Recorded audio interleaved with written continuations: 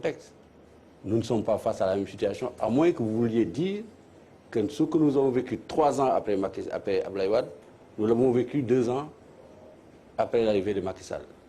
Si honnêtement, on parle honnêtement, je ne crois pas qu'on puisse le dire. Je ne crois pas. Et si nous fondons sur les faits, non plus les faits ne plaident pas en cette faveur-là. Par conséquent, doublement je ne peux pas le dire parce que je suis dans le gouvernement. Ça aurait été de ma part irresponsable, mais l'envie ne m'habite même pas. Parce que je n'ai pas le sentiment, sincèrement, que nous sommes face à un même pouvoir, tant du point de vue de la pratique que du point de vue de l'environnement dans lequel nous baignons. Souvenez-vous, en 2001, un de nos excellents confrères a écrit quelque chose qui est formidable, Mame Less Camara, qui disait « Wade veut même faire apprendre aux mécaniciens comment on tourne les vis ». Je ne crois pas que Macky Sall soit dans cette même dynamique-là. Soyons quand même justes avec les gens.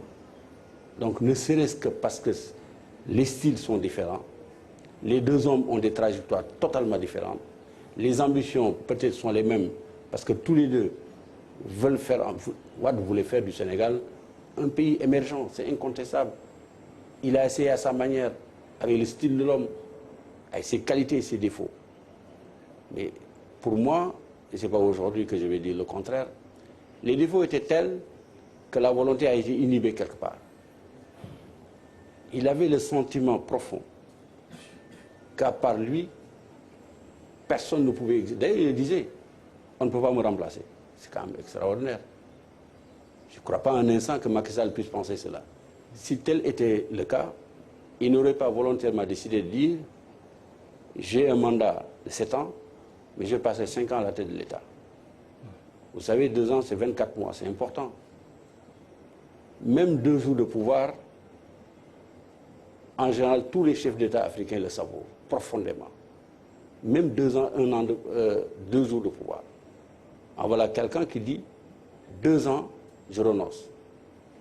Ne serait-ce que du point de vue symbole, du point de vue de la mentalité des uns et des autres, on ne peut pas faire de comparaison de ce point de vue-là. Alors, voilà. Voyons ce que disent les Sénégalais sur ces 2 premières années du président Macky Sall au pouvoir.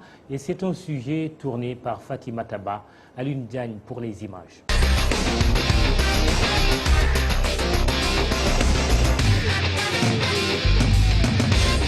Après l'accession du président Macky Sall à la magistrature suprême, les Sénégalais tirent un bilan du régime de la 2e alternance. Pour certains, le chef de l'État est sur la bonne voie. Bon, en tant que jeune Sénégalais et ayant un suivi direct sur l'actualité, je pense que le président Macky Sall est en train de faire le tout pour essayer de développer le pays à travers différents projets. 2 ans, c'est un peu court et on ne peut pas retenir comme quoi. D'ici 3 ans, 4e année, on va évaluer. Oui, les années passent, mais on l'attend. Satisfaisant, oui. Sur le plan de l'impunité, parce que du régime de temps de l'Aïwan, il y a beaucoup d'impunité.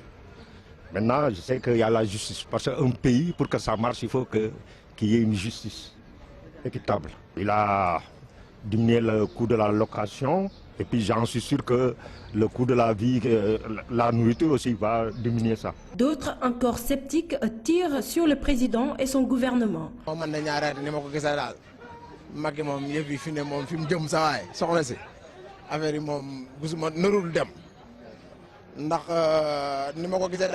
Moi, je pense qu'il reste encore beaucoup de choses à faire.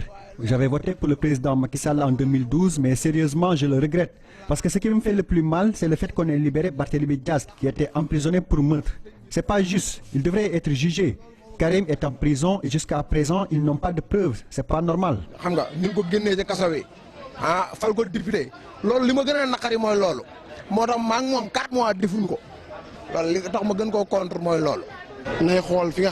Nous sommes des marchands ambulants. Le président doit venir nous voir ici comme il le faisait quand il était dans l'opposition.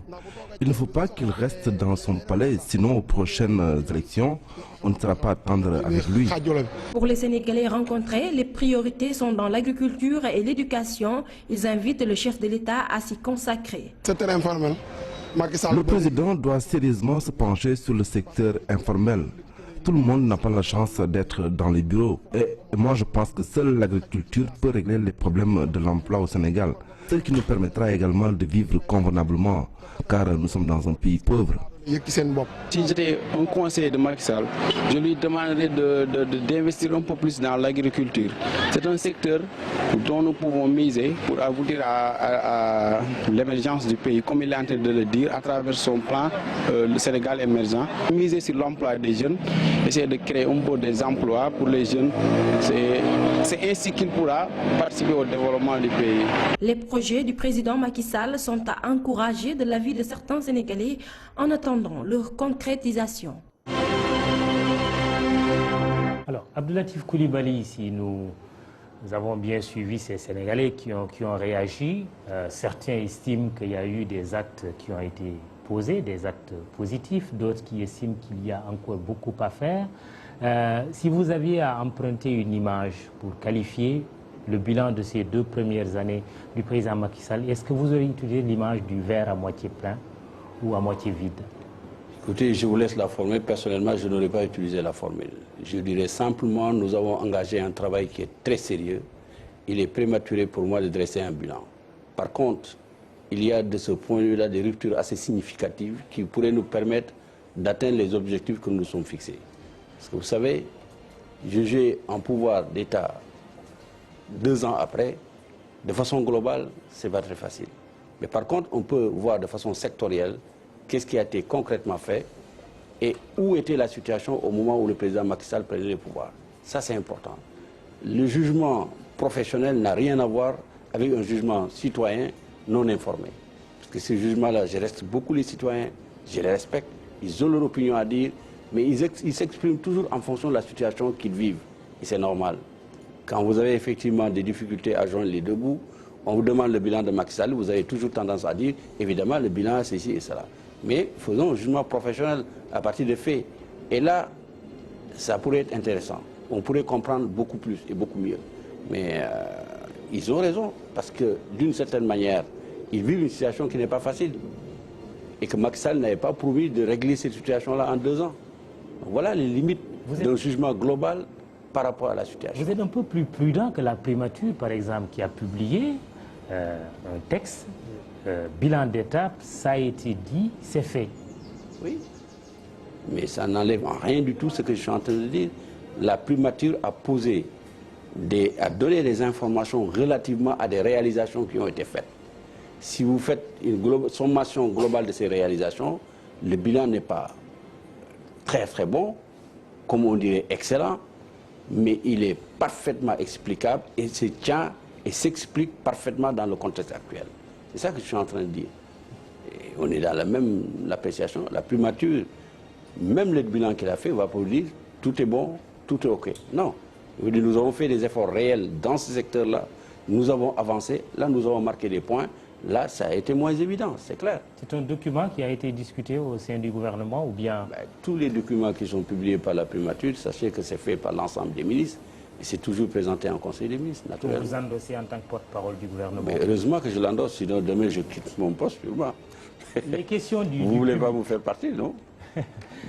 Voilà. Les questions du public. Pour le moment, vous êtes l'invité des affaires de la cité. Public, oui, Lamine Dianté, Cheikh Diop, le micro, baladeur là. Lamine Dianté, je suis le secrétaire général du SAEMS-QSEMS et par ailleurs coordinateur national du grand cadre des syndicats de l'enseignement. Bonjour Monsieur le ministre, c'est un grand plaisir pour nous de vous rencontrer en tant que porte-parole du gouvernement, mais également en tant que chargé de la promotion de la bonne gouvernance au Sénégal. Nous voulions vous inviter à convaincre les Sénégalais que l'éducation est une priorité pour le gouvernement du président Macky Sall. C'est une polémique qui s'est installée.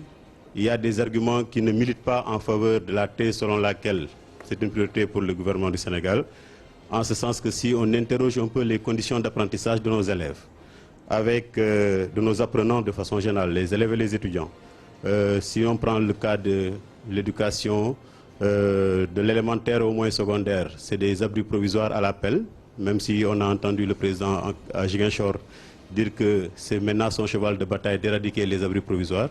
Les effectifs sont pléthoriques dans nos salles de classe. pratiquement à tous les niveaux, hein, même au niveau de l'université. Il y a des réductions horaires dans nos emplois du temps. Au même moment, il y a également une insuffisance criarde de personnel enseignant, malgré un communiqué du Conseil des ministres du mois de janvier qui dit les engagements du président de la République à aller vers le recrutement des sortants des institutions de formation comme la FACEF et autres. Nous nous rendons compte qu'aujourd'hui, la situation, les conditions dans lesquelles les enseignants travaillent et dans lesquelles nos apprenants sont placés, ce sont des conditions extrêmement difficiles. Ajoutez à cela un appel à candidature pour le recrutement de personnel suffisant est resté sans suite. Et nous n'avons pas compris pourquoi une commission a été installée au niveau du ministère de la fonction publique et chargée du recrutement des enseignants. Nous pensons simplement que c'est une façon donc de fermer la porte au recrutement des enseignants au moment où les élèves en ont, l'école publique en a besoin. Et au même moment, on impose des heures supplémentaires aux enseignants.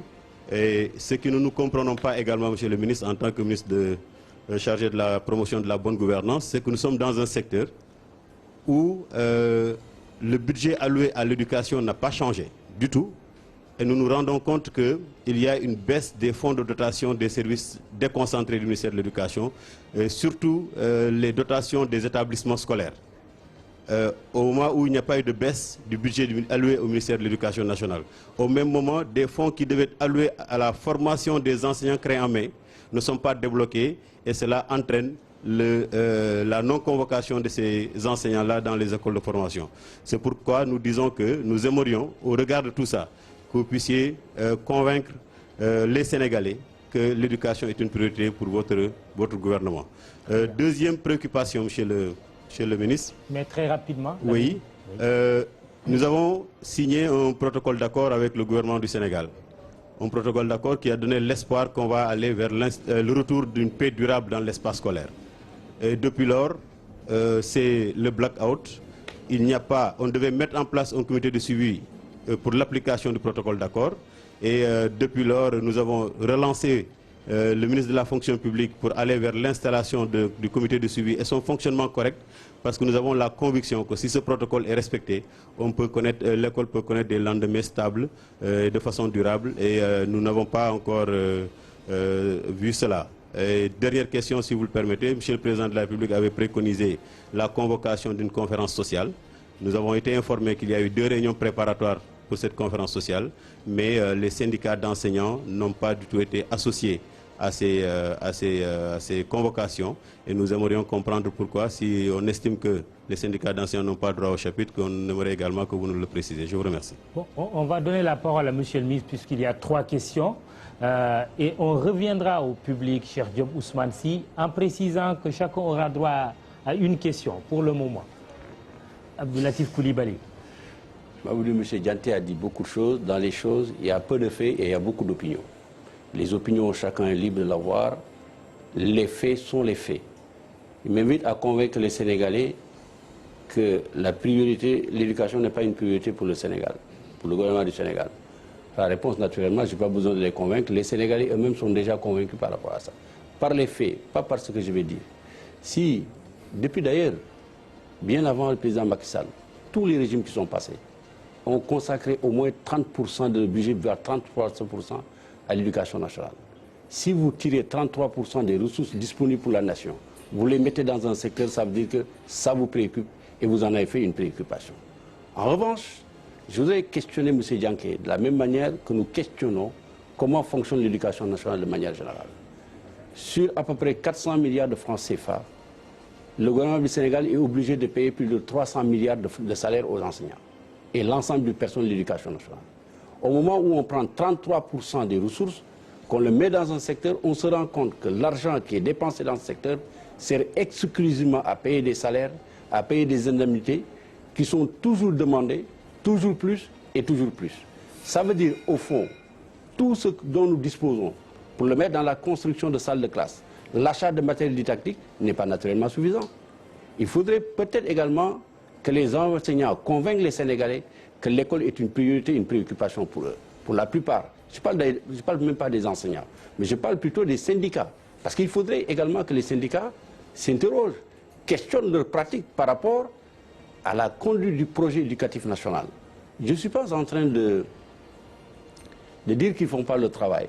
Mais je les invite simplement à questionner les pratiques et les comportements. Il a dit tout à l'heure qu'au moment où les salles de classe n'ont pas de maître, le gouvernement n'a pas mis d'argent. Tenez-vous bien, le ministre de l'Éducation nationale, après enquête et investigation, a économisé un peu plus de 2 milliards de francs CFA, presque 2 milliards de francs CFA, sur le paiement des indemnités pour les examens sur l'ensemble du territoire national. Parce qu'il y a un certain nombre de pratiques qui n'étaient pas orthodoxes. Deuxièmement, questionnons l'efficacité de la dépense. Frauduleuse. Comment fonctionnait le mécanisme? Il a bien expliqué. Vous allez devoir corriger les copies. Vous en avez corrigé 5, mais on donne le taux. Vous devez faire 70 km pour avoir un taux précis. Vous faites aller-retour. Plutôt que de faire 70 km, vous faites 35, 70 km. Je n'ai pas tous les détails. Le ministre de l'Éducation nationale l'expliquera à merveille d'ailleurs. Ce que je suis en train de dire, c'est qu'au moment où on dit que le gouvernement n'a pas de préoccupation, le gouvernement a dégagé beaucoup d'argent pour l'éducation nationale. Le gouvernement s'interroge sur l'efficacité de la dépense publique dans le secteur éducatif, comme d'ailleurs tous les citoyens sénégalais. Nous avons une fonction publique qui compte à peu près 120 000 personnes. 120 000 personnes, les fonctionnaires de l'État. Les richesses de la nation tournent à peu près à un peu plus de 3 000 milliards de francs CFA. L'ensemble, plus de 1 600 milliards, ce sont des salaires qui sont payés. Ça veut dire que 120 000 personnes reçoivent plus de 60% de la richesse nationale. Plus de 60%. Est-ce que vous comprenez ce que je veux dire? Ça veut dire que si on paye l'ensemble des fonctionnaires, l'ensemble de tous les gens qui sont dans tous les secteurs de l'administration, il ne reste plus de 40% au budget national, qu'il faut partager en tous les secteurs ou toutes les demandes sociales. Et par conséquent, c'est difficile dans ces conditions-là de fonctionner autrement. Ce n'est pas que l'éducation nationale n'est pas la responsabilité de l'État. Mais pas du tout. Quand vous arrivez, le président Macky Sall est arrivé en 2012. Il a trouvé 120 000 fonctionnaires. Il ne peut pas ne pas les payer à la fin du mois. Il les paye. Et s'il les paye, qu'est-ce que vous voulez? L'argent qui reste, c'est ça qu'il est obligé de mettre en place pour investir pour les hôpitaux, pour l'agriculture, pour l'électricité et tout, qu'on est obligé après d'aller à l'extérieur pour chercher de l'argent et compléter. Si vous êtes dans ces conditions-là, ce n'est pas qu'on ne veut pas mettre de l'argent supplémentaire dans l'éducation nationale. On le veut bien, mais où trouver l'argent? Et c'est la raison pour laquelle il faut changer complètement le mode de production que nous avons au Sénégal. Et si on le change, et c'est ça l'ambition du PSE, on n'y est pas encore, on y sera, j'espère. Mais tant que nous sommes dans le système actuel, il est difficile de faire beaucoup plus que ce que nous faisons aujourd'hui. Deuxième question, pourquoi la commission a été instituée au ministère de la fonction publique? C'est pour rationaliser. L'engagement de l'État, c'est pour rationaliser la dépense publique. L'éducation nationale est le seul ministère au Sénégal qui avait une autonomie en matière de recrutement. Autonomie, pratiquement une indépendance. Mais l'éducation nationale, si importante soit-elle plutôt, n'est pas un secteur détaché de l'administration de manière générale. Le pouvoir de recrutement d'un fonctionnaire appartient à la fonction publique. Ça s'est toujours passé comme ça. On l'a déréglé au cours des années passées. Il faut revenir à l'orthodoxie. C'est ce qu'on a fait. Et quand on revient à l'orthodoxie, on rationalise. En rationalisant, on rend plus efficace la dépense publique. Voilà l'objectif qui est attaché à ça. Oui. Ça, il faut le comprendre, il faut le dire au Sénégal. Il y a un détail sur lequel vous avez insisté. Pourquoi le protocole n'a pas été respecté? Je ne peux pas vous le dire aujourd'hui. Ce que je sais, c'est que le gouvernement du Sénégal favorise le dialogue social, la négociation avec les syndicats. Mais évidemment, nous sommes également tributaires de l'ensemble des accords qui ont été signés avant que le gouvernement actuel ne soit en place. Et ça, des négociations ont été faites, des points d'accord ont été acceptés, où il y a une étude qui a été conduite avec l'accord des syndicats pour savoir quelle est la soutenabilité de l'ensemble des salaires des corps tels qu'ils sont organisés au Sénégal. Et c'est à la suite de cette étude qu'il faudra de nouveau avoir d'autres négociations pour savoir si les revendications qui sont posées sont réalistes ou ne sont pas réalistes. Parce qu'il ne sert à rien de signer des accords qui ne seront pas appliqués. parce que simplement l'État n'est pas en mesure de les appliquer, parce qu'il ne dispose pas de trésorerie pour financer ces accords-là. Voilà la réalité. Nous aurions pu procéder comme les autres faisaient avant. C'est-à-dire on signe, mais vous-même, Gidianté, vous dites les accords qui n'ont pas été appliqués. Ce n'est pas le président Macky Sall qui les a signés, ni son gouvernement. Ça a été signé par d'autres gouvernements. Et nous sommes, puisque c'est la continuité de l'État, tenus par ces accords-là. Mais, naturellement, tenus par ces accords-là, mais il faut qu'on étudie les conditions dans lesquelles le budget national supportera ces accords-là. Si on ne veut pas revenir encore dans 2 ans et dire vous n'avez pas respecté votre accord. Voilà pour l'instant ce que je peux dire. La conférence sociale, c'est convoqué d'ailleurs. À laquelle vous n'avez pas été convié du tout. Oui, mais la conférence sociale, non, ce n'est pas la conférence sociale, c'est la concertation sur l'éducation nationale. C'est ça? La conférence nationale. C'est le dialogue social. Vous savez, tous les syndicats seront présents. Le gouvernement du Sénégal a toujours respecté les syndicats et les a convoqués dans toutes les conférences. Mais comment voulez-vous que nous ne tenions pas compte de la participation des syndicats? Ce n'est pas cohérent. Parce que c'est avec eux qu'il faudra conduire ce dialogue-là. C'est avec eux qu'il faut faire le travail. Je suis sûr que vous n'avez peut-être pas reçu, mais vous recevrez votre invitation, il n'y a pas de doute. On retourne au public. Cheikh Diop, de la CNTS-FC. Directeur général, de l'invitation que vous nous faites à cette prestigieuse émission. Je voudrais, avant d'en arriver à l'interpellation du ministre de la Bonne Gouvernance, rappeler que les porteurs de la revendication que nous sommes, nous faisons partie intégrante du peuple. Nos préoccupations intègrent également celles des populations.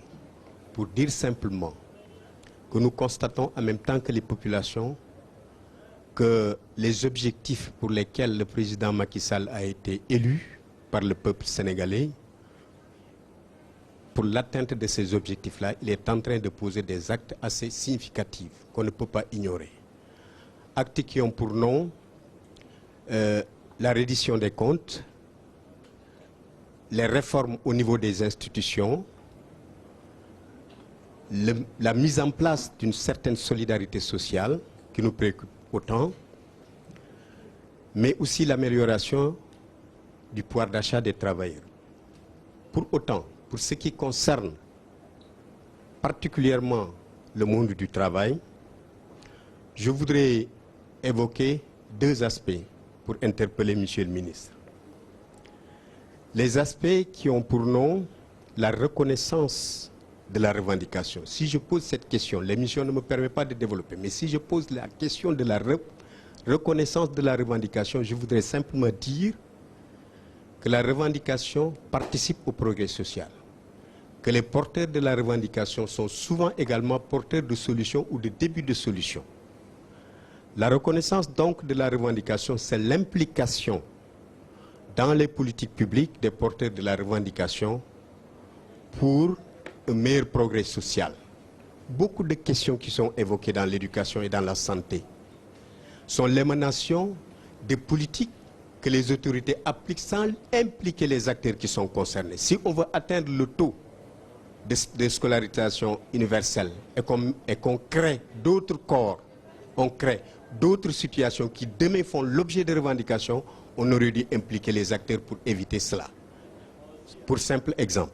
Je voudrais également, en parlant de la reconnaissance de la revendication, me rappeler d'une intervention du président Macky Sall. Heureusement, son comportement dans le PSE nous tranquillise de ce point de vue-là quand il dit que les travailleurs ne représentent pas plus de 400 000, 500 000 travailleurs, donc les revendications aussi, ils doivent savoir que le partage des ressources doivent... c'est vrai.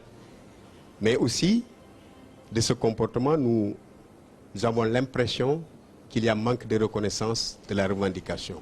Compte tenu de ce que je viens de dire, heureusement qu'il est dans le PSE, dans le processus, il a pleinement impliqué les travailleurs.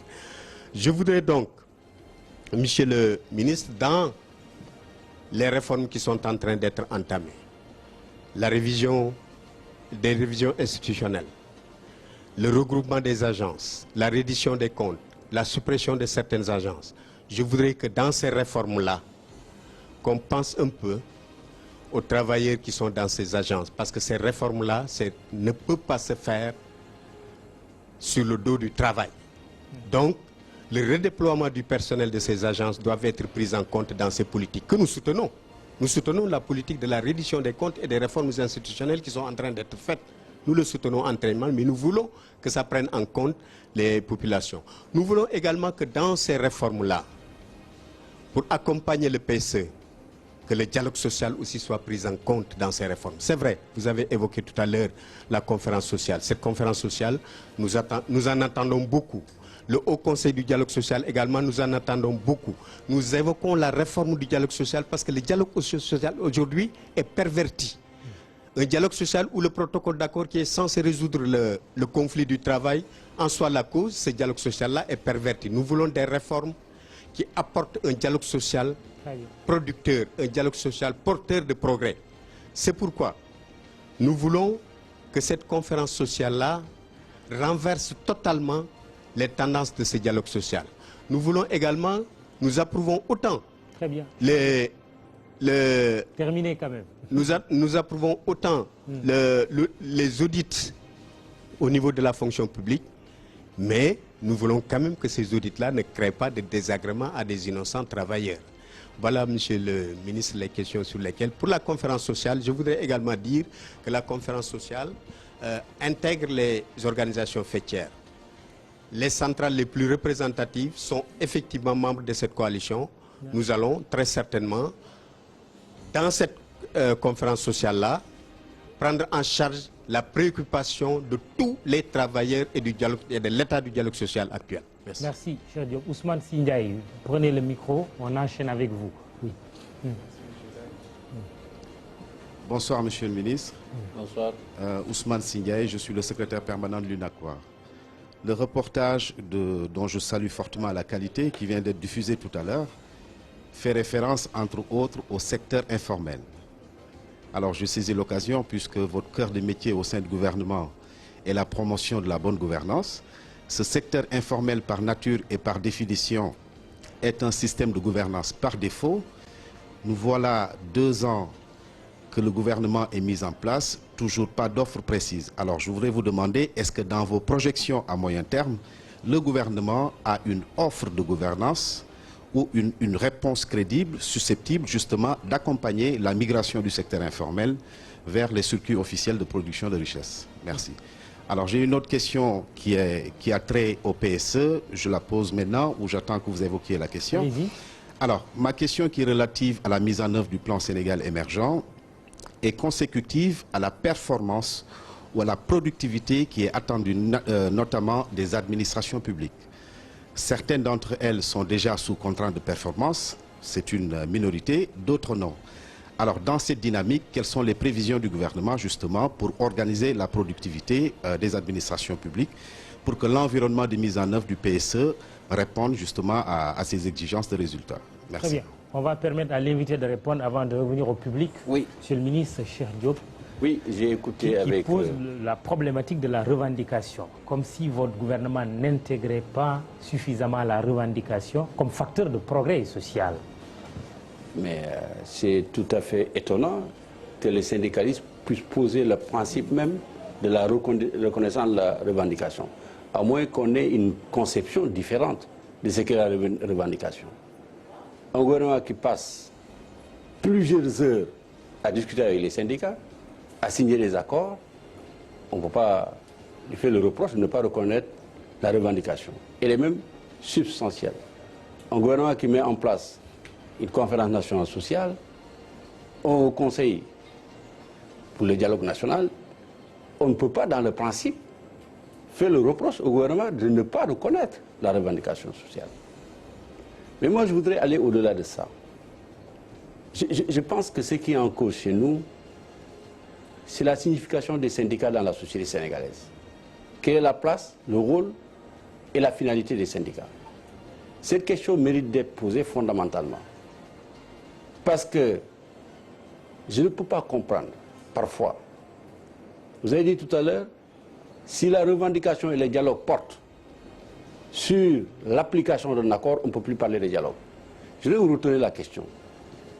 Que diriez-vous si le dialogue porte sur la question de savoir il faut retirer les salaires ou il ne faut pas retirer les salaires? Mais le droit de grève, la conséquence, c'est de ne pas recevoir un salaire. Des syndicalistes peuvent aller en grève pendant 6 mois sans aucune forme de malconscience, percevoir leur salaire et rester chez eux. Vous le savez tous. Grève de 5 mois, tout le monde a touché son salaire. Et dans le même temps, mais un travail qui n'est pas fait, vous recevez un salaire, mais c'est un gain indu. Je n'irai pas jusqu'à dire, comme certains, dans la conception anglo-saxonne, un salaire perçu alors que le travail n'a pas été fait, c'est une forme de spoliation de la nation. Il faut qu'on dise les choses telles qu'elles sont. Mais il n'empêche aujourd'hui que le gouvernement travaille avec les syndicats, dialogue avec les syndicats, de la même manière que c'est paradoxal que le dialogue porte sur une question qui n'aurait jamais dû être. Mais je vous l'ai expliqué au départ, qu'effectivement, si tous les gouvernements qui sont passés à tout vent ont signé des accords insoutenables par le budget, naturellement, le gouvernement actuel, s'il veut redresser, rendre plus efficace la dépense publique, être rationnel, est obligé quelque part de parler de ces questions-là. De la même manière qu'on est obligé de dire est-ce qu'on coupe les salaires ou on ne coupe pas les salaires. Mais les Tchekhov, en principe, c'est pour remplacer quand même les salaires qui doivent être payés par les syndicats. C'est la question. Donc, cher, je pense honnêtement, il est temps qu'à la fois syndicats et gouvernement, que nous questionnons la pratique syndicale chez nous. Si on ne la questionne pas et qu'on la laisse en l'état, rien ne peut se faire dans notre pays. Il n'est pas possible que les centres, des secteurs fondamentaux de notre pays, qu'on y enregistre plus de 500, 600 heures de grève par an. Je ne dis même pas les centrales syndicales. Rendez-vous compte que même une section syndicale dans un lycée peut décider de déclencher une grève et on l'appelle débrayage. Débrayage. Tout le monde débraye. Personne n'est en classe. Les enfants vont, ils reviennent. Quand même, il n'y a pas que le gouvernement qui est en cause dans cette affaire-là. Fondamentalement, c'est le rapport que nous avons au travail chez nous qui est un problème. C'est le rapport que les syndicats eux-mêmes ont. Je ne parle pas des travailleurs, mais des syndicats. Ça, c'est important de faire le départ entre les travailleurs et les syndicats. Mais ça, quel que soit le projet de développement économique et social que nous mettrons en place, et qui le mettrait en place, si nous ne questionnons pas la pratique syndicale chez nous, à la fois de la part des syndicats, des travailleurs et tout le monde, on ne sera pas loin. Parce que la plupart du temps, les syndicats existent qu'on leur paye des richesses qui ne sont pas produites. Il faut les produire pour qu'on les paye. Et ça me permet d'ailleurs de... Il y a d'autres questions?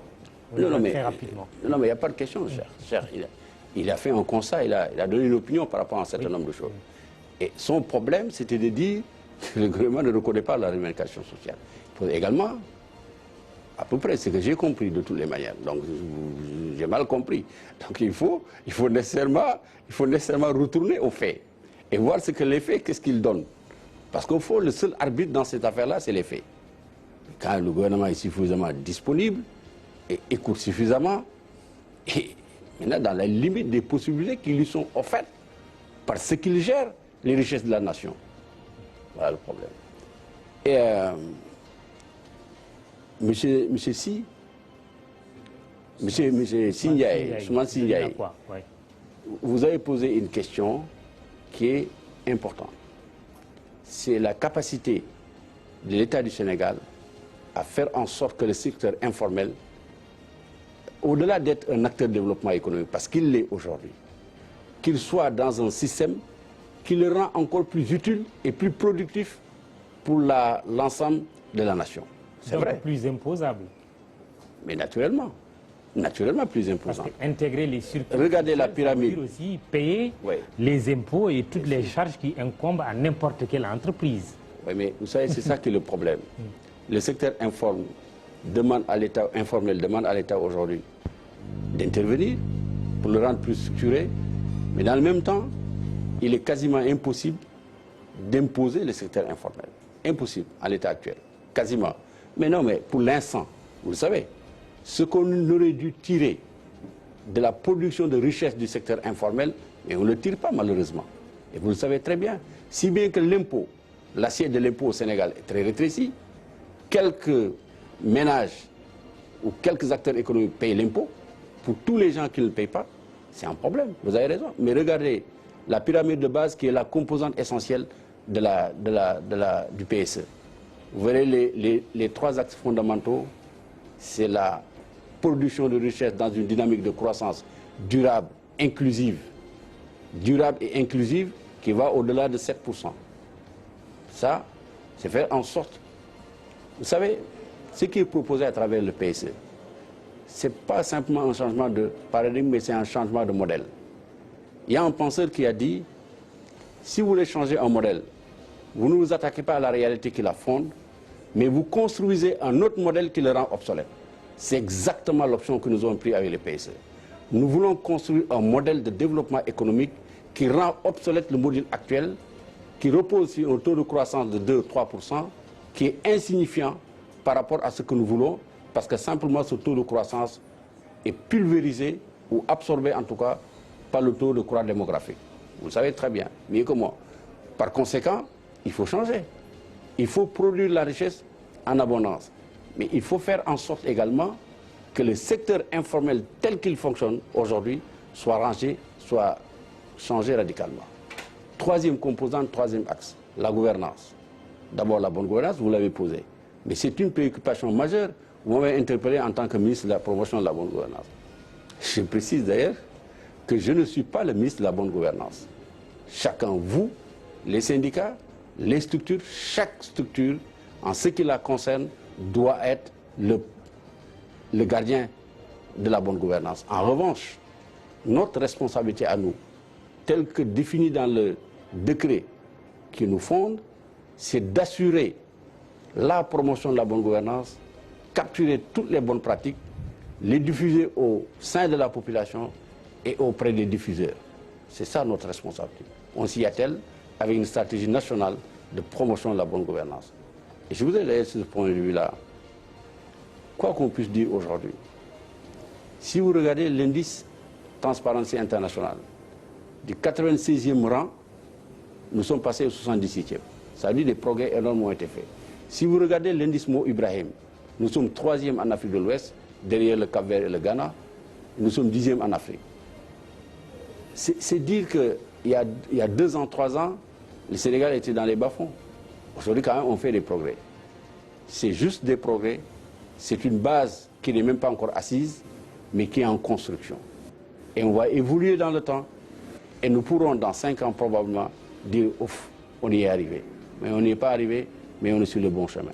Très bien. Nous poursuivons cette émission avec un autre sujet de reportage et nous revenons tout à l'heure au public. Je signale au passage la présence de mes 2 confrères, Amadouba de l'AS et Daouda Diarra du Populaire, qui auront l'occasion de poser leurs questions tout à l'heure. Le sujet qui suit porte sur la baisse des prix du loyer. C'est un des points que le gouvernement du président Macky Sall a marqué.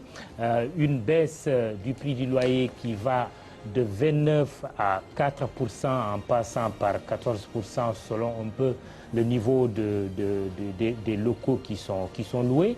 Mais il se trouve que les nouveaux contrats font l'objet d'une forte spéculation. Suivons ce sujet de Cheikh Abdou Khadir Mbakesek avec les images toujours de Alioune Diaye.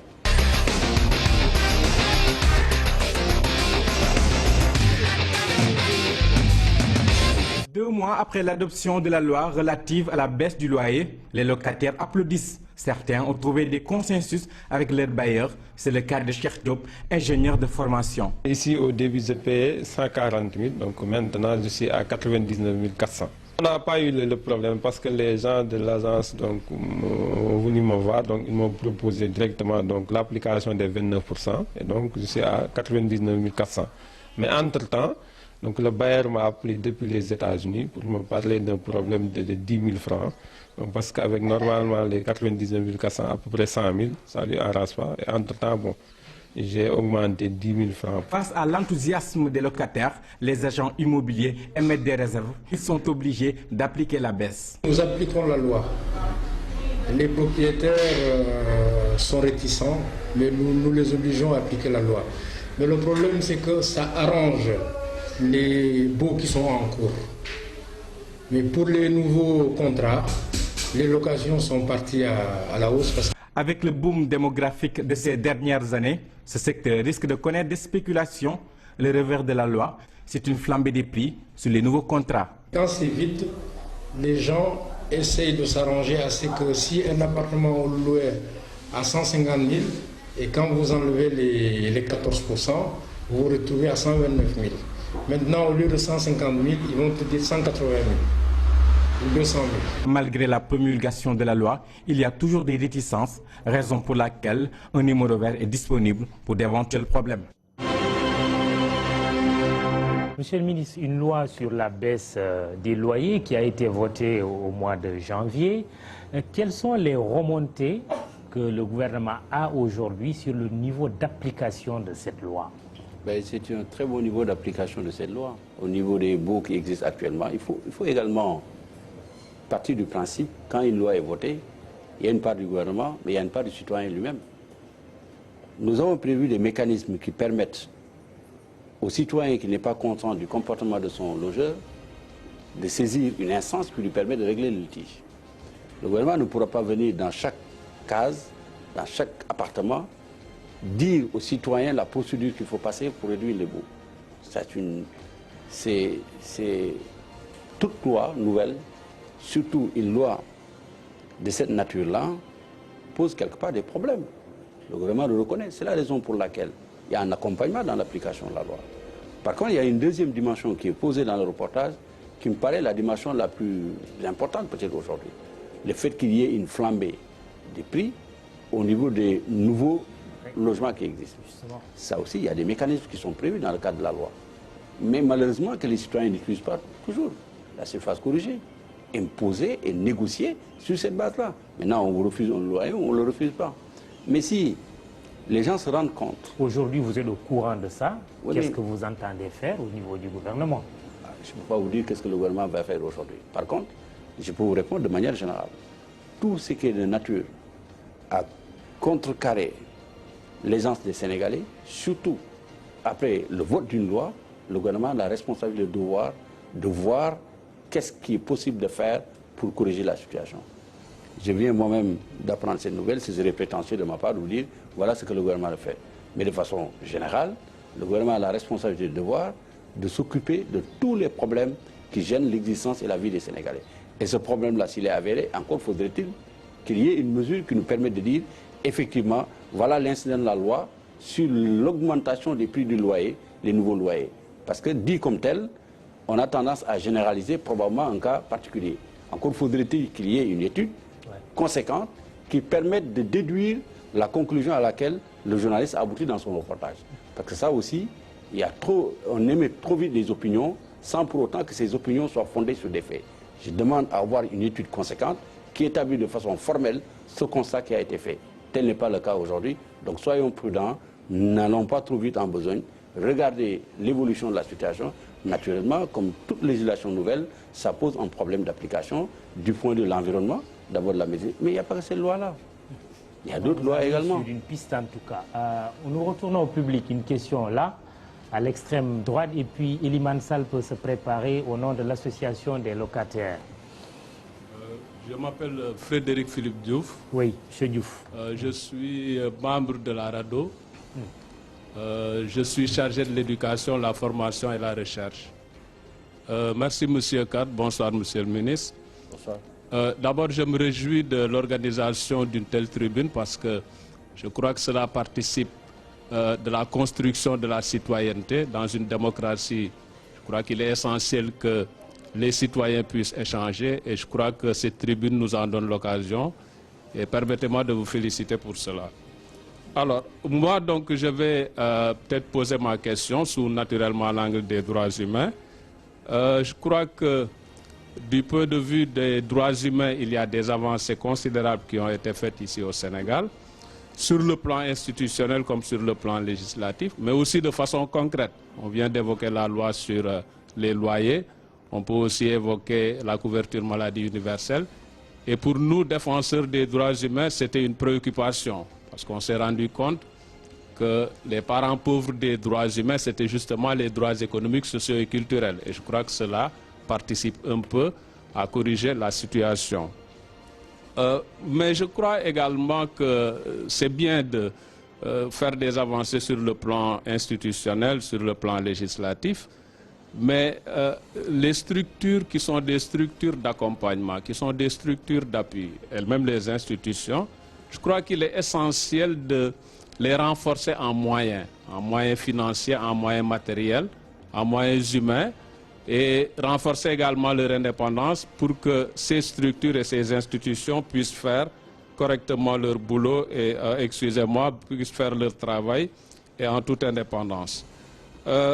Et c'est pourquoi d'ailleurs, en même temps que nous nous réjouissons du fait qu'il y a des mesures qui sont prises pour soulager les Sénégalais qui vivent dans des difficultés, en même temps nous ne comprenons pas pourquoi l'État n'a pas ratifié le protocole facultatif au pacte international relatif aux droits économiques, sociaux et culturels, qui rend justement les droits économiques, sociaux et culturels justiciables au même titre que les droits civils et politiques. Et j'interpelle, je me permets d'interpeller monsieur le droit au logement par exemple, puisque nous parlons du loyer.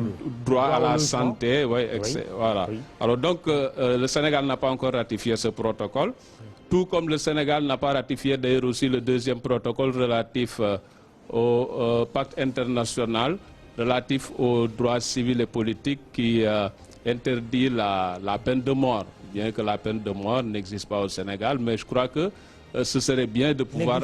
N'existe plus. Ce serait bien de pouvoir ratifier cela. Et monsieur le ministre de la Bonne Gouvernance, je crois que nous vous avions déjà interpellé aussi par rapport à cette charte, puisque nous sommes en train, au niveau panafricain, c'est une coalition panafricaine qui s'appelle SOTU, de dérouler un programme pour la ratification, l'harmonisation et la mise en œuvre d'instruments juridiques régionaux relatifs à la gouvernance, aux droits humains, à la démocratie. Et le Sénégal, qui est cité comme exemple dans la sous-région, qui a justement un ministère de la bonne gouvernance, n'a pas encore ratifié cet instrument. Et donc, nous interpellons l'État à travers monsieur le ministre de la bonne gouvernance pour que véritablement l'État puisse ratifier cet instrument. Très bien. C'est la soirée des ratifications. Iliman Sall de l'Association des locataires du Sénégal. Voilà. Merci, monsieur le directeur général, Mamadou Yourakan. Bonsoir, monsieur le ministre. Je vous remercie pour l'invitation que vous faites à l'Association pour la défense des locataires du Sénégal. Monsieur le ministre, nous vous félicitons, après avoir remercié et félicité le président de la République, d'avoir quand même bien voulu signer ce décret-là portant baisse des prix du loyer.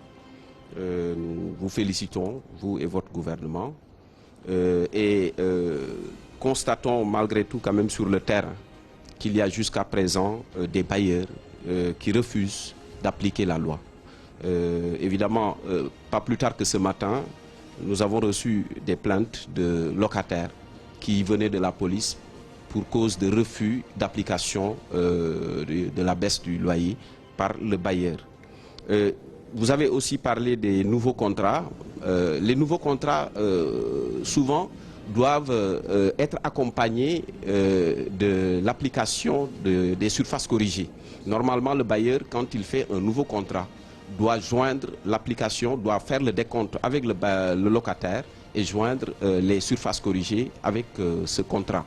Mais malheureusement, ce que nous constatons effectivement, Mamadou, avec le reportage, je pense que c'est vrai, parce que nous avons eu plus de 300 cas, de nouveaux cas, de locataires qui, après avoir pris un nouveau logement, ont connu effectivement une flambée sur les prix des nouveaux prix. Alors que la loi demande aux bailleurs de joindre les surfaces corrigées qui ont été réformées. Hein, parce qu'aujourd'hui, suivant la baisse, vous ne pouvez pas, si vous appliquez les surfaces corrigées, dépasser les prix qui sont pratiqués aujourd'hui sur le marché. Donc je pense que la loi a réglé cela, mais aujourd'hui le problème réside sur l'applicabilité sur le terrain et que des moyens conséquents quand même doivent être consentis pour appuyer les services du ministère du Commerce qui aujourd'hui il faut le reconnaître, sont un peu dépassés et le numéro vert est souvent saturé. Ce qui fait que souvent, soit ils se déplacent ils vont sur place et que souvent ils sont envahis et les services de police également. Donc je pense que les locataires sont aujourd'hui confrontés à ce problème-là. Très bien. Je vais rappeler, parce que c'est toujours utile de rappeler que les taux, 29% pour les prix qui sont inférieurs à 150 000, 14% entre 150 000 et 500 000, et plus de 500 000, on est à un taux de 4% de baisse. Monsieur le ministre. Oui. Écoutez, Monsieur le Président de l'Association des locataires vient d'exprimer un point de vue qui me réjouit beaucoup, remercier le gouvernement sénégalais pour les efforts qui ont été faits. C'est vrai. Je disais tout à l'heure que malheureusement dans le cas d'espèce, il y a des gens qui sont toujours prêts à contourner la loi. Mais la loi en elle-même prévoit des mécanismes qui permettent aux citoyens concernés soit de saisir la justice, la police, etc., etc., par le mécanisme des surfaces corrigées. Mais ce problème d'application de la loi va au-delà du cas d'espèce seulement. C'est de manière générale l'application de la loi. L'application de la loi chez nous, elle est tributaire de plusieurs choses à la fois. La méconnaissance des droits des citoyens. Et c'est en cela que dans des pays comme la France, c'est les associations, et je sais qu'ils font un travail remarquable, des consommateurs qui accompagnent les uns et les autres. C'est vrai, vous avez relevé 300 cas sur l'ensemble du Sénégal. Je pense qu'il faut aller au-delà des 300 cas, documenter le problème et de voir dans quel terme il se pose. Et ce qui est peut-être nécessaire de corriger, même s'il le faut, au niveau de la loi, pour saisir ces cas et permettre de faire en sorte que l'esprit qui a présidé au vote de cette loi prévale également quand il s'agit de signer un nouveau contrat. C'est la seule chose qu'on peut dire par rapport à ça, en précisant que ce que j'ai dit au départ, à chaque fois qu'un problème se pose aux citoyens naturellement, le gouvernement a le devoir et la responsabilité de voir ce qui se passe. Je peux vous assurer. En quantité industrielle, 300 cas qu'ils signalent déjà. Oui, c'est vrai, mais si vous allez en France, le DAL, la loi DAL, on ne l'applique pas en France. Et pourtant, en France, les gens sont beaucoup plus évolués par rapport à la connaissance du droit et par rapport à la pratique des cours et tribunaux. C'est rare de voir un Sénégalais même se lever un matin et dire « Bon, je vais attaquer mon logeur ». Il préfère même rendre les armes et aller chercher un autre logement. Ça veut dire que nous aurons encore des difficultés. On ne peut pas quand même ignorer le taux d'analphabétisme, monsieur le ministre. C'est ça que je suis en train de dire. Même ceux qui sont instruits, même ceux qui sont instruits, ça c'est le rapport que nous avons avec l'instruction judiciaire. Nul n'est censé ignorer la loi. Vous avez fait droit comme moi. C'est que c'est une très belle fiction juridique du point de vue de la pratique, mais tout le monde ignore la loi malheureusement chez nous. Et même ceux qui sont censés parfois l'appliquer peuvent l'ignorer. Voyez-vous, le code de la route c'est un code. On ne le respecte pas toujours. Ça arrive souvent le cas. On le viole. Passer au feu rouge, c'est un peu léger ce que je suis en train de dire. Mais simplement vous dire, le rapport qu'on a par rapport à la loi, c'est différent du rapport que certains citoyens dans des pays avancés, il y a une relation dialectique entre le niveau de respect de l'intégrité publique et le niveau de développement citoyen. Ce rapport, il est corrélé, il est tenu. Vous ne pouvez pas dire une loi sera appliquée à 100% et sera parfaite tant que vous êtes dans une citoyenneté encore en balbutiement, encore en construction et encore dans un environnement de sous-développement. C'est les contraintes que nous connaissons dans toutes les autres lois. Malheureusement, dans le cas d'espèce, ça frappe le portefeuille des citoyens, ça pose un problème. Prenez la loi sur, par exemple, l'excision. Malheureusement, jusqu'à présent, il y en a qui ne la respectent pas, comme d'autres lois et d'autres lois. Mais l'effort du gouvernement sera maintenu. Également la perspicacité de tous les acteurs pour qu'enfin cette loi-là s'applique dans toute sa rigueur et apporte tous les bénéfices nécessaires à l'ensemble des citoyens concernés. Payer un logement à la fin du mois, c'est difficile, c'est pas facile. Surtout quand vous êtes dans un contexte où déjà la vie est quelque peu difficile, où il n'y a pas beaucoup de citoyens qui travaillent, c'est quand même difficile. On le reconnaît, mais il n'empêche, le gouvernement a pris ses responsabilités parce que le premier acte de courage, vous l'avez dit, c'est de faire exister cette loi-là. Beaucoup en doutaient au départ, mais beaucoup se sont rendus compte que ça a été une bonne chose, c'était opportun de le faire et on l'a fait. Justement, M. Diouf de la Rado a beaucoup insisté Voilà. sur les droits économiques, tout à fait. sociaux et culturels, en plus des ratifications auxquelles vous devrez procéder, comme il le souhaite. D'accord, un constat qui me réjouit.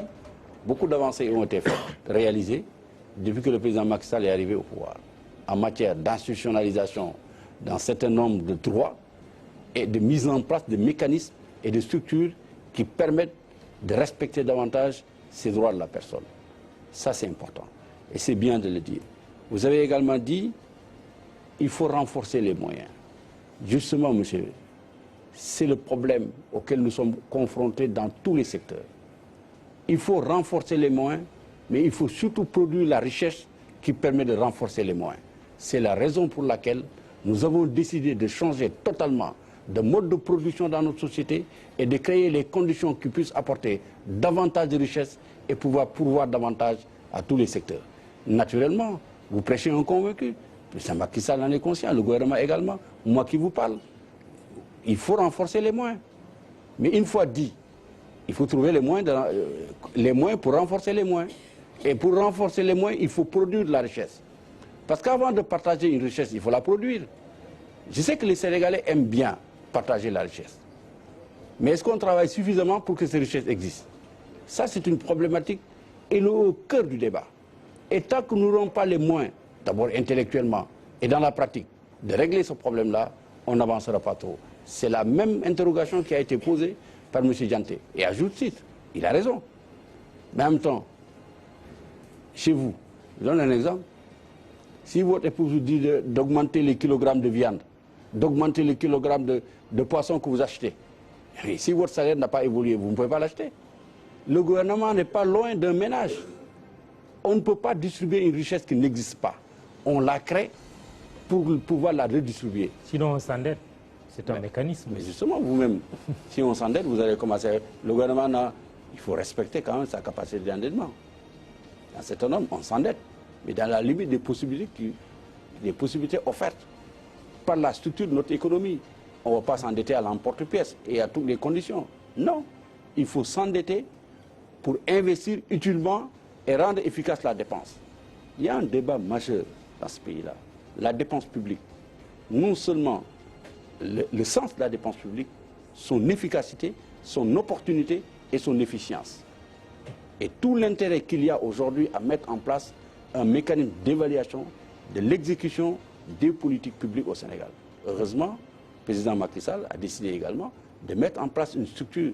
Et ça, il faut le voir, il faut en avoir une lecture globale dans le cadre de la mise en place du PSE. Voilà. Très bien. Alors, je voudrais les ratifications. Oui. Vous savez, le Sénégal, quand même, un état de droit. Ça, on ne le dit pas simplement. La ratification suit un mécanisme et une procédure bien particulière. On peut avoir des retards, pas dans ce domaine seulement. Je peux vous dire, je plaide pour ma chapelle quand même. La charte de l'Union africaine sur la gouvernance et la démocratie n'est pas encore ratifiée. Les instruments de ratification sont passés entre les mains du gouvernement, on les dépose. Vous savez, il faut également voir bien que le Sénégal a signé. C'est important de signer. Nous l'avons signé. Ça veut dire que nous l'avons signé, sa vocation c'est de ratifier. Et même, tous ces instruments internationaux, au-delà du symbolisme, c'est que notre droit positif interne intègre ces mécanismes et l'ensemble de ces droits qui sont offerts sur le plan international. Tous. D'abord, si vous ratifiez déjà la 4e génération de droits, la 3e, la première, vous êtes déjà dedans. Tout le reste, c'est des aménagements conséquents pour tenir compte de certaines spécificités qui sont arrivées dans le contexte international après. C'est ainsi qu'on a mis sur le terrorisme. On ne connaissait pas. La corruption, tout ça, on ne connaissait pas. La charte sur la Constitution des Nations Unies. C'est l'évolution du temps. Mais cela ne pas. Avant même que cette charte n'existe au Sénégal, ne soit intégrée par les Nations Unies en 2003, le Sénégal a mis en place en 1981 la loi sur l'enrichissement illicite, qui est un mécanisme de lutte contre la corruption. Avant même de ratifier la charte, le Sénégal a quand même mis en place l'OFNAC. C'est des droits importants que nous avons mis en place. Ça veut dire qu'il y a une obligation morale et juridique, je peux même dire, de ratifier des conventions, Les conventions constituent un symbolisme important, mais par-delà de ça, notre droit positif interne a réglé un certain nombre de questions tout aussi fondamentales que les questions qui sont posées dans les chartes. Je ne suis pas en train de justifier la non-ratification, mais je suis en train de vous dire, en l'état actuel du droit positif sénégalais, nous sommes capables de saisir les cas qui sont déjà dans la Convention internationale. Très bien. Alors, c'est l'occasion maintenant d'introduire mes deux confrères, Daouda Diarra, du directeur de publication du Populaire, et Amadou Ba du quotidien LAS. Nous allons auparavant, j'ai choisi cette fois-ci de coupler deux sujets, parce que le temps qui nous reste n'est pas beaucoup. Le premier sujet, c'est sur la traque des biens mal acquis. Le gouvernement a fait beaucoup de communication sur ce sujet. Beaucoup d'anciens dignitaires de l'ancien régime ont été, beaucoup de dignitaires, disons, de l'ancien régime ont été entendus. Il y en a un, le plus en vue, Karim Wade, qui est depuis près d'1 an en détention préventive en attendant son jugement ou peut-être qu'il y ait un non-lieu sur son cas. Et il y a également, Monsieur le ministre, l'Office national de lutte contre la fraude et la corruption qui a été mis en place. Nous allons suivre ces deux sujets. Daouda Sow pour le premier sur la traque des biens mal acquis et le second, Maïmouna Ndiaye.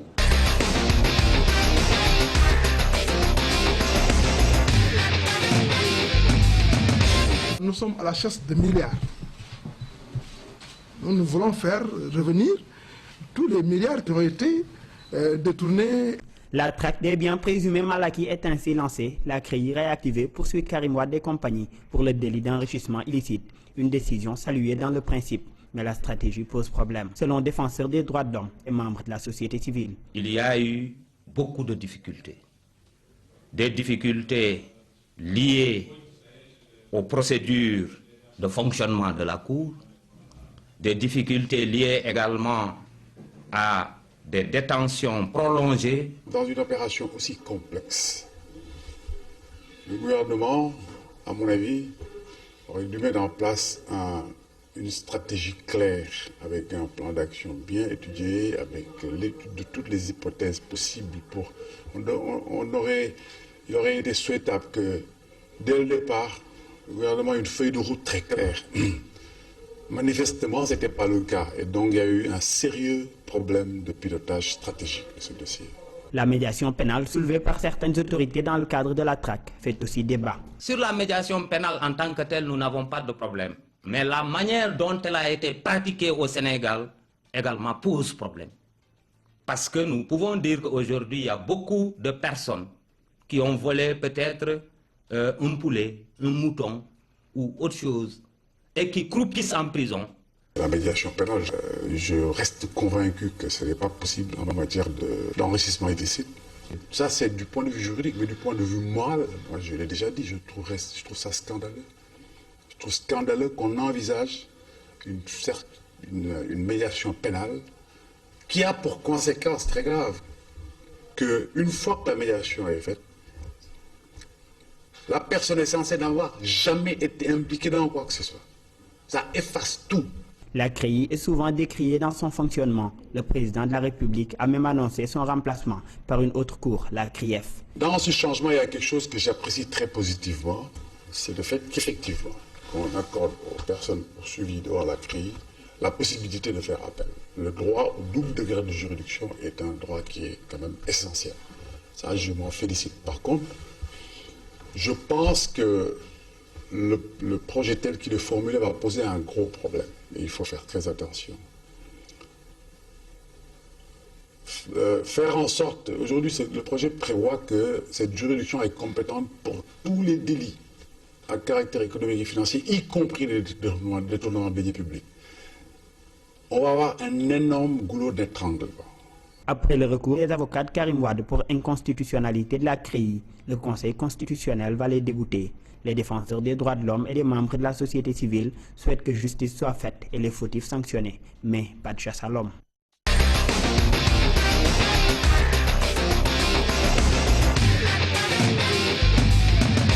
La corruption, un fléau très pris au sérieux par l'État du Sénégal. L'OFNAC, l'IGE, entre autres, ont été mises en place pour endiguer le phénomène, mais leur efficacité et leurs résultats suscitent débat. Oui, sur le plan théorique, on est très en avance, mais sur le plan pratique, ce n'est pas le cas. Je ne doute pas quand même de l'efficacité de ces outils-là. Mais il fallait peut-être mieux encadrer la chose publique et laisser libre cours aux différents organes qui sont chargés quand même de ces méthodes-là et de ces stratégies-là pour une bonne gouvernance. Accepter qu'après 2 ans qu'il y ait des enquêtes, qu'il y ait des audits, qu'on révèle au public. Les marchés publics sont là, seulement la démarche pose problème. On a créé des ministères, on a créé des institutions, mais on n'a pas une politique cohérente véritablement au niveau de l'État, par exemple pour lutter contre la corruption. Sachant que la corruption c'est le problème, mais la solution c'est un système d'intégrité. Et on n'a pas encore au Sénégal une véritable politique sectorielle. Il urge alors d'adopter une loi pour une meilleure régulation. Nos gouvernants ne respectent pas les règles du jeu. Vous savez, une loi, on dit, et ce sont les farfouilles à mon avis qui le disent, excusez-moi le terme, mais c'est comme ça, elle est faite pour être contournée. Pourquoi? Non, les lois sont faites pour être respectées. Moi, je ne comprends pas aujourd'hui, après tant de bruit sur ces marchés publics-là, et les détournements supposés, qu'on vienne encore nous servir les mêmes pratiques. Aujourd'hui, on parle de partenariat public-privé, mais tout le monde sait que ce sont les niches de corruption partout dans le monde, pas seulement dans le Sénégal, même dans les pays qui sont les mieux cotés en termes de corruption, c'est le partenariat public-privé qui est la porte d'entrée. Et donc, il nous faut véritablement des mécanismes pour verrouiller tout ceci. Traque des biens mal acquis, marché gré à gré, le concept de bonne gouvernance est porteur de progrès, mais à condition que la transparence soit de mise. Alors, Abdoulatif Coulibaly, avant d'introduire mes confrères, si la CREI est faite pour les anciens gouvernants, l'OFNAC est fait pour les actuels. Aurions-nous tort de résumer les choses ainsi? Oui, vous avez tort. Moi, je le crois sérieusement, vous avez tort de poser le problème. L'OFNAC est fait pour tous les citoyens sénégalais, quels qu'ils soient. Pas simplement pour les gouvernants. CREI également est fait pour tout citoyen sénégalais qui a été responsable ou qui est responsable d'une institution publique dans laquelle il y a eu gestion des deniers publics. Comment peut-on expliquer que la CREI n'est épinglée que des dignitaires de l'ancien régime? Mais quels sont les dignitaires de l'ancien régime qui ont été épinglés? La CREI ne connaît pas de dignitaires, il connaît des citoyens sénégalais en infraction par rapport à la loi sénégalaise. Première précision. Deuxième précision que je voudrais faire à l'endroit des commentaires qui ont été faits. Il est une chose de dire je ne suis pas d'accord avec la stratégie, c'en est une autre de dire qu'il n'existe pas de stratégie. Ça, c'est, à mon avis, être imprudent dans la démarche et ça ne sert pas la cause sur laquelle on intervient. C'est l'avis de Maître Adamagui, par exemple. C'est inexact de dire qu'il n'y a pas de stratégie. Je ne suis pas d'accord avec la stratégie, je suis d'accord avec lui. La stratégie n'est pas efficace, je peux le concéder, c'est une opinion. Encore faudrait-il la démontrer. Mais inexact, les Sénégalais apprécieront au terme de ce que nous sommes en train de faire. C'est tout aussi inexact de prétendre qu'il n'y a pas une politique claire en matière de gouvernance au Sénégal. Je les invite personnellement à lire la stratégie nationale sur la promotion de la bonne gouvernance et l'ensemble du dispositif légal qui est mis en place pour renforcer le système d'intégrité nationale au Sénégal. Tenez, vous avez la Cour des comptes qui a été réformée. La Cour des comptes non seulement va faire un contrôle sur la gestion, aujourd'hui a notre prérogative qui lui permet de faire un contrôle de performance. Ça n'existait pas avant, c'est maintenant que ça existe. L'OFNAC vient d'arriver. L'OFNAC a non seulement la possibilité de faire des enquêtes, mais l'OFNAC n'a aucune entrave, à moins que ça soit une entrave qu'elle-même, que l'institution elle-même se donne. Il a accès à tous les comptes bancaires, aucun secret ne lui est opposable. Il peut saisir directement la police judiciaire pour faire ses enquêtes. Avant, la commission sur la corruption n'avait pas tous ces dispositifs-là. Il peut saisir directement la justice. En quoi peut-on dire qu'il n'existe pas un système, une politique claire? Ajouté au fait qu'on a réactivé la CREI, on peut contester un certain nombre de dispositions, on peut dire je ne suis pas d'accord, et même le justifier au plan du droit. Mais dire que le système n'existe pas, c'est inexact. Et nous avons intérêt, tant au niveau de la société civile qu'au niveau du gouvernement, en parlant aux citoyens de dire l'exactitude des faits. Et sur les faits, on discute. Mais quand vous prenez des faits qui vous sont propres, vous les étalez et vous voulez faire un débat sur cette question-là, on affaiblit la démocratie et on ne sert pas nécessairement l'opinion. Et ça, c'est un problème. C'est un vrai problème. Discutons des faits et de l'existant plutôt que d'inventer des faits qui n'existent pas et convoquant un débat national là-dessus. Ça, c'est inacceptable. Amadouba de l'AS et puis Daouda Diarra du Populaire. Monsieur le ministre, juste une question. Oui. Je voudrais justement abonder dans le même sens. Est-il possible de faire de la bonne gouvernance quand un ministre a un salaire qui ne lui permet pas de vivre décemment? Quand on sait que la plupart des gens qui ont été épinglés, c'est justement sur les marchés de gré à gré, et ça a existé même sous le régime, sous Macky Sall. Donc, est-il possible concrètement de faire de la bonne gouvernance avec ce traitement actuel des ministres? Votre question? Il gagne combien le ministre? Je sais pas, 2 millions. En toute transparence. Vous savez, au Sénégal, on ne dit pas son salaire. Moi, je vous aurais dit mon salaire, mais on ne dit pas le salaire au Sénégal. Tout le monde le sait. Vous gagnez combien? 2 millions. Vous gagnez combien? Non, là on parle... Non, ne faisons pas de confusion. Attendez. Moi je suis dans une structure privée. Je sais que c'est vous servez les Sénégalais au niveau de l'État. C'est là votre erreur fondamentale. 2 millions, c'est à peu près ça. Permettez-moi, la structure privée, en matière de gouvernance, a les mêmes responsabilités que la structure publique. Il faut le savoir. Et les gens qui sont là assis, les syndicalistes eux-mêmes, le savent très bien de quoi je parle. Quand on parle de gouvernance, elle induit à la fois la structure publique et la structure privée. Donc de ce point de vue, kiff-kiff. La question vous est destinée en tout cas. Merci, je vais répondre. Vous êtes libre de ne pas y répondre, non, je vais répondre. Mais elle vous est destinée. Oui, d'accord, mais je veux dire que ça ne m'aurait pas gêné de dire mon salaire, moi. Mais bon, ça ne se dit pas. Ça ne se dit pas, c'est pas important. Très bien. D'ailleurs, ce qui motive la question prouve simplement l'erreur qu'on commet en matière de gouvernance. La gouvernance n'est pas liée simplement à l'enrichissement ou à une situation de non-enrichissement. Je vais vous expliquer. Le seul fait qu'on doive tenir une réunion à 15h, qu'on la tienne à 16h, c'est un problème. Voyez-vous, on devait faire cette émission à 15h, on l'a fait à 15h, 16h. J'avais une réunion à mon bureau, je dois y être à 17h, la réunion est passée. C'est une question fondamentale de gouvernance. Il y avait quand même le temps de la mise en place. Oui, mais la mise en place, on aurait dû l'inclure dans le temps, avant qu'on arrive. Tout. Voyez-vous ce que je suis en train de dire? La gouvernance, ce n'est pas une question monétaire. C'est une question de structure, de comportement, d'attitude et d'état d'esprit vis-à-vis de ce que nous avons comme responsabilité dans la conduite du projet démocratique national. Voilà. Et il faut le comprendre. Alors vous dites un ministre qui gagne à peu près, le salaire du ministre c'est 2 millions de francs au Sénégal. À peu près. Si vous avez des indemnités, vous avez quelque chose. Je l'ai dit, enfin, vous êtes satisfait. Voilà. C'est à peu près ça. Merci. Ce que vous êtes en train de dire, vous insinuez que quelqu'un qui est pauvre n'est pas digne. C'est ça que vous dites. Ah si. Parce que quand vous dites comment on peut faire de la bonne gouvernance quand on a un salaire de 2 millions de francs. Combien de Sénégalais ont un salaire de 2 millions de francs? Non, pas du tout.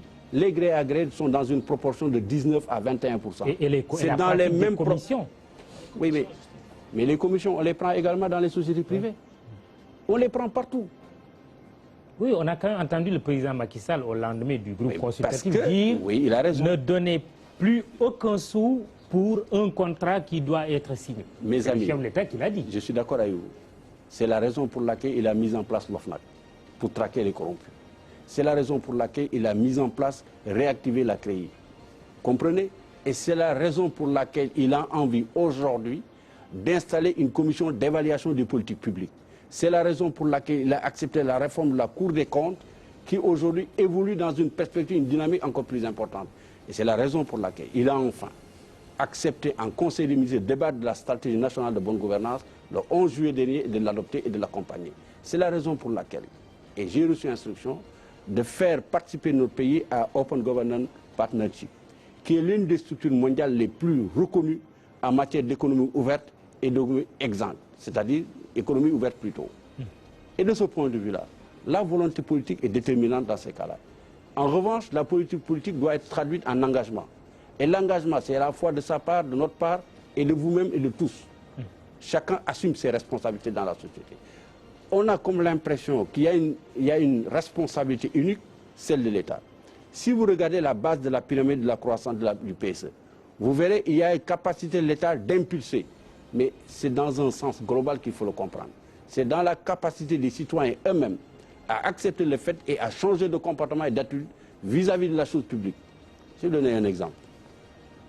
Comme ministre chargé de la promotion de la bonne gouvernance, tous les matins, je signe plus de 10 lettres qui me parviennent pour me demander un soutien du ministère pour organiser qui un gamo, qui un mariage, qui un ziar.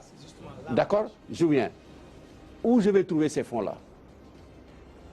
Et vous ne soupçonnerez pas les gens qui vous envoient ces lettres-là. C'est qu'objectivement... Qui sont ces gens? Mais je ne peux pas vous le dire ici. Mais je vous dis, on n'a pas besoin de nom. Mais c'est la responsabilité de tous les citoyens. Un ministre social, par exemple. Un ministre chargé de la promotion de la bonne gouvernance. Si vous lui demandez de vous donner tous les IRA au Sénégal, tous les gamous au Sénégal, tous les, je ne sais pas quoi et quoi encore, vous avez des lettres de demande de parrainage, de 2 choses l'une. Ou il lui demande de piquer dans la caisse et de le donner, ou il lui demande de lui donner votre salaire. Ce n'est pas possible de donner le salaire. Très bien. Amadou Alors, laissez-moi finir le raisonnement. Il est important. Alors, ça veut dire que la responsabilité, elle est collective. Elle est une responsabilité qui émane à la fois, c'est vrai, que le gouvernement doit être au cœur de la responsabilité, la conduire, mais elle est également de faire des citoyens, des groupes organisés de toutes les instances qui prennent part d'une manière ou d'une autre dans la conduite du projet démocratique national. C'est ça qu'il faut comprendre. Justement pour effectivement souligner cet aspect-là, parce que quand un ministre, quand il reçoit chaque jour un certain nombre de demandes, ça pose un problème. Est-ce qu'il ne faudrait pas peut-être revoir le statut ou alors le traitement des ministres, mais quitte à lui imposer un résultat? Et là, vous ne vous adressez pas à la bonne personne. La seule personne à qui cette question est destinée, c'est le président de la République. C'est lui qui peut décider d'augmenter le traitement. Mais je crois fondamentalement la question n'est pas là. Pour moi, la bonne gouvernance n'adresse pas que la question financière, monétaire. C'est un épiphénomène par rapport à la question globale de la bonne gouvernance. C'est un épiphénomène. L'épiphénomène se pose en ces termes. Est-ce que c'est signifiant qu'on règle le salaire d'un ministre quand tous les autres directeurs sont dans une situation qui n'est pas enviable? Parce que le ministre, vous savez, le ministre, c'est le symbole. Je ne dépense pas un rond dans mon ministère. Ce n'est pas moi qui dépense. Il y a un administrateur de crédit délégué. C'est l'une des raisons pour lesquelles, d'ailleurs, vous ne l'avez pas posé la question, mais je la pose. La déclaration de patrimoine. Elle va être posée. La déclaration de patrimoine. On va la poser. Parfait. Qui participe également du renforcement du système d'intégrité nationale. C'est fondamental. Elle n'adresse pas simplement les ministres. Tous les gens détenteurs de pouvoir dans l'administration des régies financières, l'administration de l'argent de l'État. Parce que, originellement, la déclaration de patrimoine, c'était une pratique bien connue des traditions anglo-saxonnes. Parce que vous êtes élu, vous êtes nommé, vous décidez volontairement par vous-même, si vous êtes un industriel, un entrepreneur, parce que vous êtes élu député, de mettre en gestion fiduciaire vos biens propres et de les déclarer à la nation. C'est un mécanisme de protection du citoyen lui-même qui arrive à niveau de responsabilité. Dans la culture latine, malheureusement, c'est à la suite de scandales retentissants que le législateur a cru bon, nous sommes dans la même lignée et dans le même esprit, de mettre en place ces déclarations de patrimoine. Heureux qu'on l'ait mis en place. Oui, l'Assemblée vient de voter la loi. Ah oui, tout à fait. Est-ce que ces déclarations seront publiées pour que le public en prenne connaissance? Non, ils ne sont pas publiés. Mais ce que nous avons fait, c'est mieux. Le fait que le public prenne conscience de mon état de patrimoine est peut-être important du point de vue de la satisfaction de la curiosité intellectuelle. On va dire, tel il attend, tel il attend. Mais bon, ce que nous avons fait, il y a une relation dialectique directe entre l'OFNAC, qui est chargé de réprimer les cas de corruption et de fraude, et le fait qu'on lui dépose la déclaration de patrimoine. C'est encore plus significatif. En France, par exemple, c'est une instance dédiée. En Belgique, c'est une instance dérivée à l'intérieur de la Cour des comptes. Chez nous, c'est une instance dérivée à l'OFNAC. Mais pourquoi c'est plus intéressant au Sénégal? Parce que l'OFNAC qui est chargé de lutter la corruption, contre la corruption, qui est au courant de l'ensemble des patrimoines d'à peu près de 3000 Sénégalais. C'est intéressant du point de vue de la lutte contre la corruption. C'est encore plus important que Mamadou Ibra Kane, journaliste, le sache et dise que Latif attend. Ça n'a aucun intérêt. Le seul intérêt qu'il y a, c'est que la connaissance puisse emporter des conséquences de droit, éventuellement. Et dans ce cas d'espèce, la conséquence de droit sera quoi? L'OFNAC est au courant, là vous pouvez avoir des problèmes. D'autant plus qu'une déclaration à la fois d'entrée et de sortie. C'est ça le plus important. Il est même interdit de publier sans l'accord de l'intéressé son patrimoine. Nous sommes quand même un pays où il y a un certain nombre de pratiques qui ne sont pas les nôtres.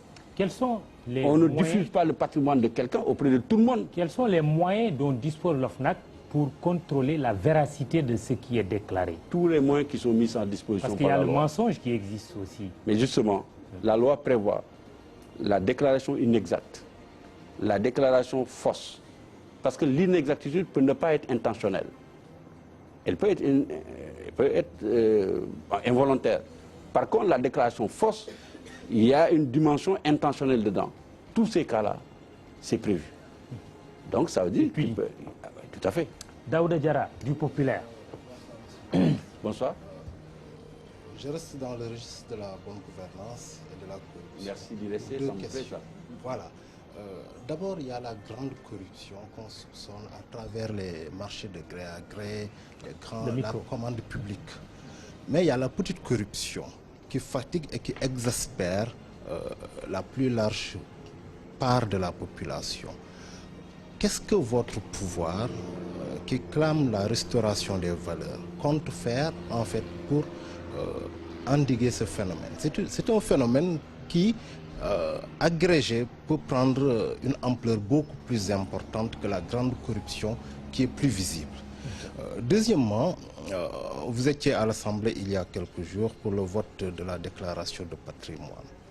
Il y a des corps, bien des segments de la société qui sont exclus du champ d'applicabilité de la loi.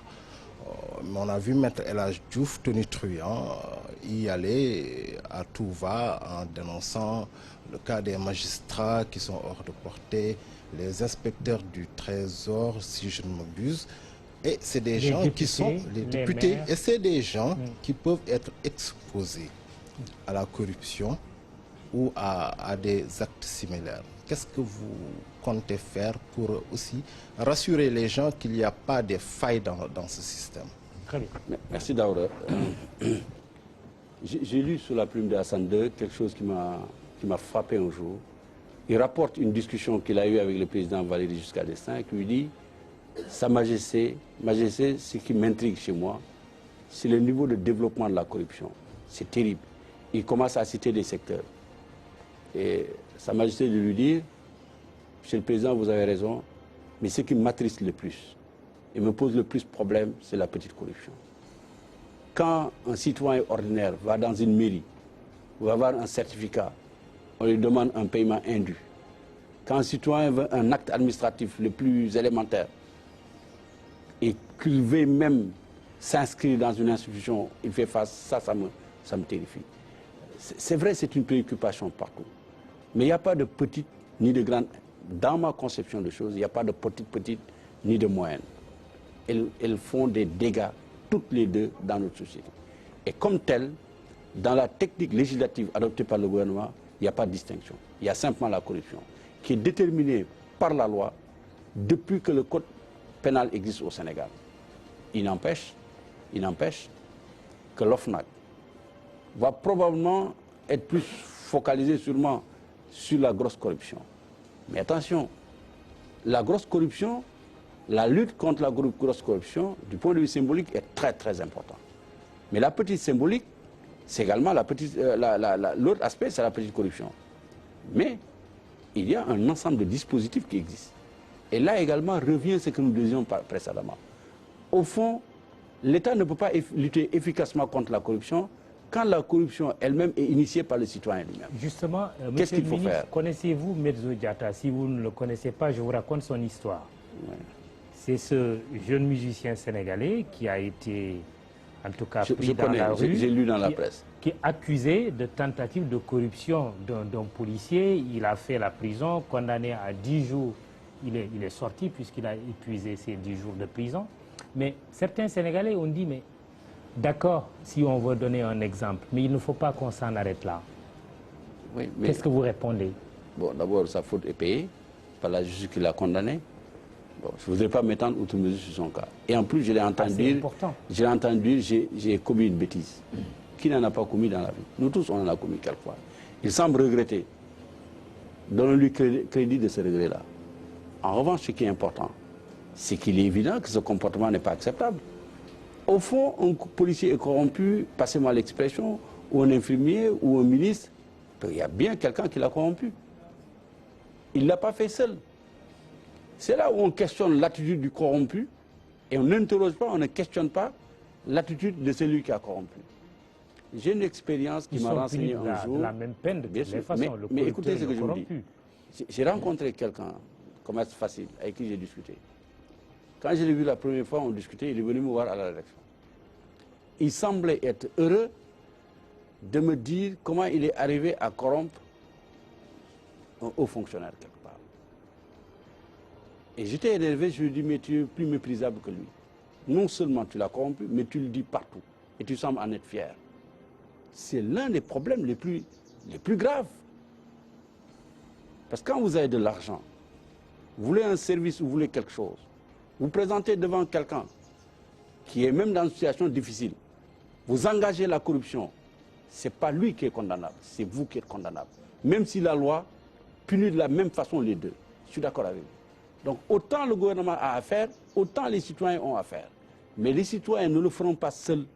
Il faut qu'il y ait un accompagnement, développement de la citoyenneté, l'éducation citoyenne, l'éducation à la question de l'intégrité. Je suis heureux d'ailleurs de vous dire, voilà les directeurs chargés dans mon ministère de l'éducation à la citoyenneté et à la gouvernance. Deuxième question de Daouda Diarra, les députés, les magistrats, les maires et autres qui sont exclus du champ d'application de la loi sur la déclaration de patrimoine. Le gouvernement, pour la déclaration de patrimoine, a fait une option claire. Entre le symbolisme et le réalisme opérationnel, nous avons choisi le réalisme opérationnel. Je m'explique. Les députés, symboliquement mis dans le rang, c'est significatif du point de vue de l'entendement et des symboles. Mais du point de vue de la réalité, les députés ne gèrent rien du tout. Vous décidez de le mettre dans la déclaration de patrimoine. Ça n'a pas de signification autre que symbolique. Notre option était claire. Parce que si nous avions mis tous les élus, parce qu'en fait la loi dit les élus, qui a posé un principe, ça voudra dire en moyenne, nous avons fait les simulations, c'est 40 conseillers élus dans les départements, en moyenne par collectivité locale, multiplié par 600 collectivités locales, ça te fait 38 000 personnes à assujettir. En France, je vous dis bien, sur un volume global potentiel de 5 millions de fonctionnaires de la fonction publique centrale et de la fonction publique locale, c'est 12 000 personnes qui sont visées par la loi. En Belgique, un peu plus d'1 million, c'est 8 000 personnes qui sont visées. Il n'était pas raisonnable que le Sénégal aille dans une perspective qui prévoirait de punir, non pas punir, d'obliger la déclaration de patrimoine pour à peu près 40 000 personnes. En étant sûr, oui. On a vu récemment un ancien haut fonctionnaire de la régie financière. Je vous ai convaincu sur les députés alors. De la régie financière qui est épinglé pour un accroissement exorbitant de son patrimoine. Merci. Donc, mais je viens sur ça. Voilà. Et parmi ces c'est des cas la magistrature et aussi des membres de la justice qui sont chargés de trancher des litiges commerciaux qui peuvent. Je suis d'accord avec vous. Un milliard, des litiges à milliards, comme les procureurs généraux. C'est un argumentaire en apparence pertinent, mais il ne l'est pas. Je vous dis, c'est le même procédé qui nous amène à ça. Si vous décidez d'assujettir parce que pourquoi les magistrats seulement? Il faut mettre tous les douaniers du pays. Il faut mettre tous les magistrats du pays. Mais ce n'est pas réaliste. Vous n'y arrivez pas. Par contre, en revanche, c'est eux-mêmes qui avaient intérêt à la déclaration de patrimoine, pas l'État nécessairement. Pourquoi? Parce que la déclaration de patrimoine, si vous la faites, l'OFNAC vous donne quitus à l'entrée et à la sortie. C'est un moyen de protection juridique pour vous. Vous voyez ce que je veux dire? En réalité, la déclaration de patrimoine est moins une sanction contre celui qui l'a fait qu'un mécanisme pour le protéger contre d'éventuelles situations de suspicion ou même de poursuite. Si vous y renoncez, vous n'en disposez pas, vous avez plus à en pleurer qu'à en jouir et à